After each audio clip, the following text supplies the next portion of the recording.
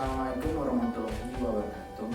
Saya Farel dari 12 MIPA D mau mempraktekkan ujian praktikum biologi berjudul osmosis sel.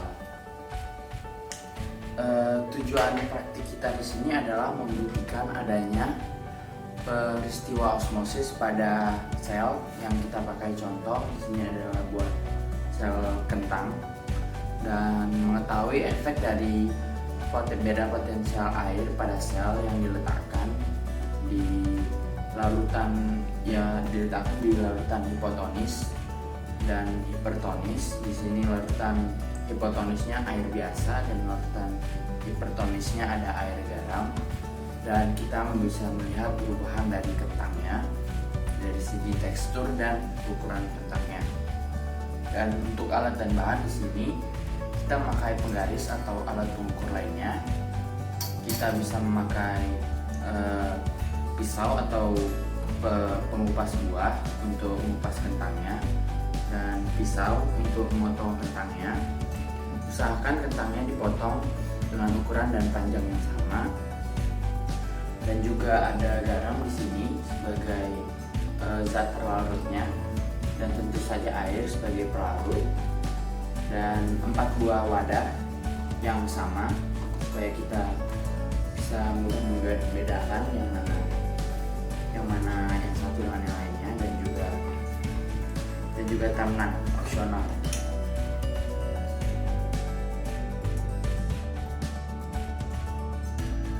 Buat 3. Ya, untuk langkah selanjutnya, tuangkan air kepada 3 wadah di sini. Satu kita biarkan air kosong, tidak ada airnya. Dengan ukuran yang sama seperti ini, saya sudah menaruh air sekitar 150 ml.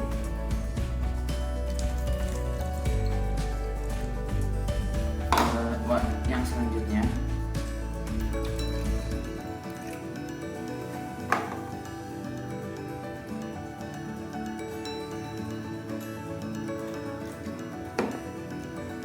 ya, di sini 150 ml.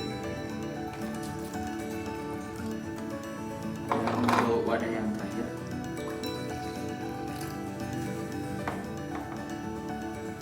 di sini tepat 150 ml. Ya, sekarang di ketiga wadah ini sudah terisi air. Kita tinggal menaruh garam. Wadah pertama kita biarkan tidak ada konsentrasi atau tidak kita taruh garam. Wadah kedua kita taburkan garam, 1 sendok garam.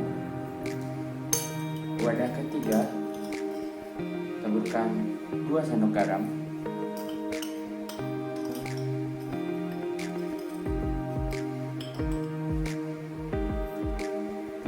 Lalu aduk wadah ketiga dan wadah keempat hingga garam larut merata.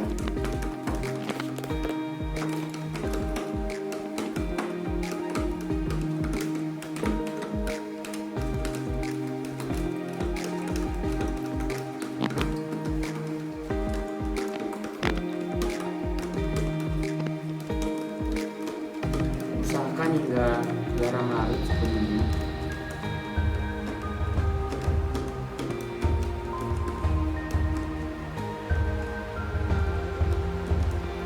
Seperti ini.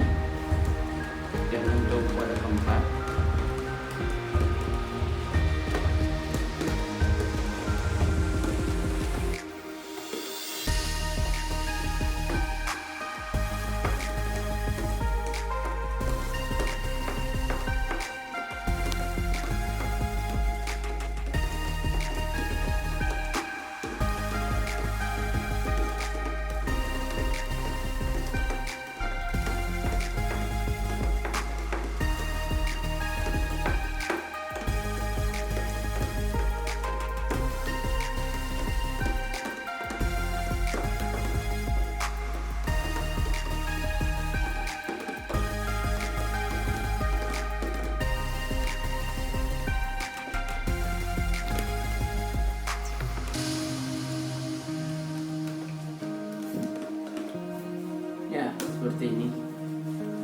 Lalu letakkan keempat kentang di keempat wadah. Pertama di wadah yang kosong, kedua di wadah yang tidak ada larutan garam, keempat di 1 sendok garam di yang ini, yang kentang keempat di larutan garam yang penuh. Kita bisa melihat di sini bahwa kentang sedikit mengapung, bahwa konsentrasi garam di sini lebih banyak. Dan kita tunggu untuk melihat reaksi dari keempat kentang. Kita tunggu selama 30 menit.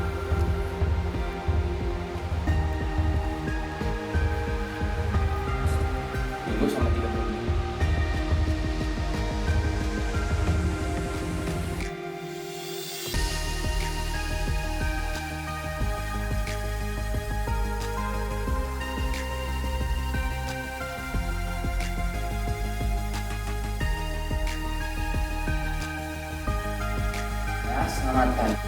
Selamat pagi kembali dengan saya. Di sini kita sudah bisa melihat bahwa setelah 30 menit berlalu sejak kita meletakkan kentang ke dalam larutan garam dan juga air. Ya, seperti bisa kita lihat, hasilnya di sini yang tidak kita letakkan air, kentangnya tidak ada yang berubah, tekstur dan ukurannya masih sama. Dan kentang yang di dalam air biasa tidak ada larutan garam, strukturnya lebih keras dari kentang yang tidak ada larutan yang tidak ada airnya. Dan untuk ukurannya dia menambah di 3,2 cm. Dan untuk yang di larutan garam larutan 1 sendok garam, teksturnya lebih lentur dari yang tidak bergaram, dan ukurannya mengecil menjadi 2,7 atau 2,8. Dan untuk yang 2 sendok garam lebih lentur dari yang 1 sendok garam.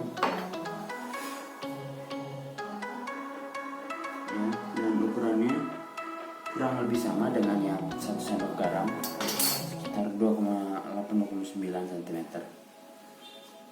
Nah, kenapa begitu? Kenapa kentang yang kita tidak memberikan air bisa tidak bertambah ukuran, tidak bertambah kelenturan atau berubah? Dikarenakan yang kita letakkan di air, dia menyerap airnya sehingga ukurannya bisa bertambah, dan seperti yang kita lihat dia bertambah. Sedangkan yang ada di larutan garam di sini yang 1 sendok garam dia bisa lentur dikarenakan air yang ada di dalam kentang ini dia mengalami osmosis sel atau pergerakan cairan dari konsentrasi rendah ke konsentrasi tinggi. Itu yang dinamakan osmosis sel. Dan mengapa dia bisa lentur? Dikarenakan dia mengalami plasmolisis hingga dinding selnya mengalami pecah atau rusak. Membran selnya lepas dari dinding selnya sehingga dia bisa lentur. Dan sama juga di larutan garam yang 2 sendok garam lebih lentur dari yang 1 sendok garam. Dengan hasil yang sama. Jadi inilah mengapa jika kita pergi berenang di laut atau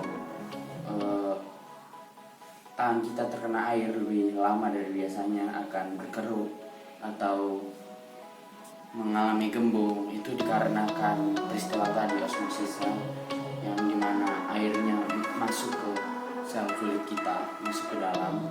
Dan juga fungsi dari osmosis sel ini digunakan untuk penyerapan air di akar tanaman masuk ke dalam sel-sel tanaman dan naik.